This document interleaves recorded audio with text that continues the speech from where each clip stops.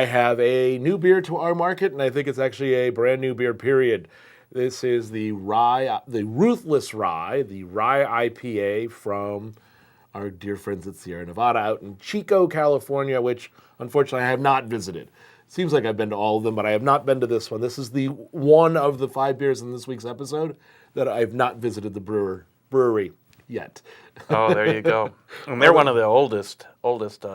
Yeah, they just celebrated their 30th anniversary last year, and we had a chance to get some really great specialty beers that they did for it.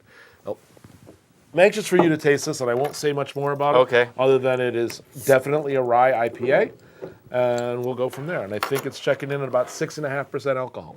It's a little bigger than a couple of the others we've done today. Well, it is an IPA, and it gets to it. And I mean, this is even labeled with a 2012 vintage on it. So. Ooh, they're even vintage dating it. Wow, fancy.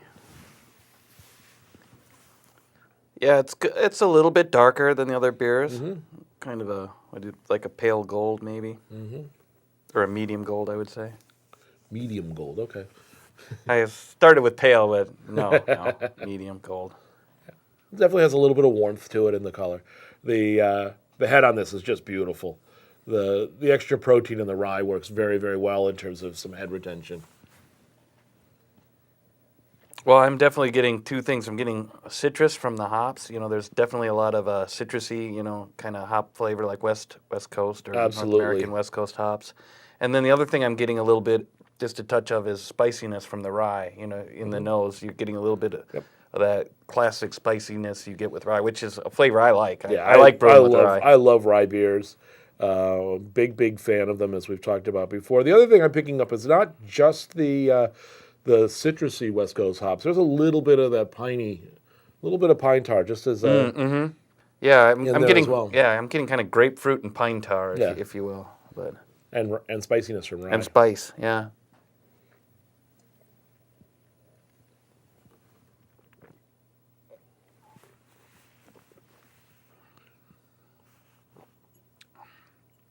Yeah, the flavor is a lot like the aroma. The aroma and the flavor are very similar. But you're getting what you get in the flavor that you don't get as much in the nose is a little bit of sweetness from the malt. Right. You're getting a little bit of a kind of caramely sweetness from the malt. Yeah, you get to pick up some of the pale malt for sure as it hits the palate.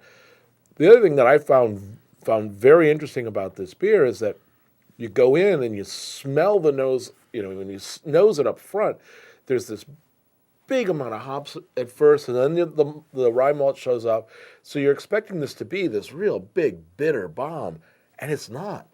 There's a lot of hop, there's the malt up front, there's a lot of hop flavor, but the back of the tongue is really cleaned off by the alcohol and the spiciness of the rye malt. I mean, there's identifiable hop bitterness, but it's not a hop bomb. And one of the things, I love rye malt. I love IPAs. I don't think that rye belongs in an IPA. I think it competes too much with the really strong bitterness.